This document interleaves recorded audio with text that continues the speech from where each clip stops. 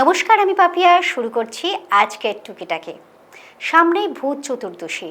রীতি অনুযায়ী সেদিন 14খানা প্রদীপ জ্বালাতে হয়।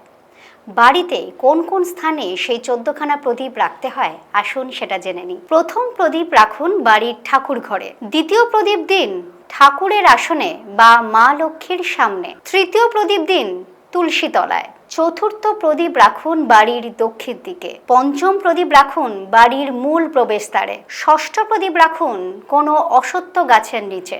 সপ্তম প্রদীপ রাখুন বাড়ির কোনো অন্ধকার স্থানে। অষ্টম প্রদীপ দিন বাথরুমের সামনে।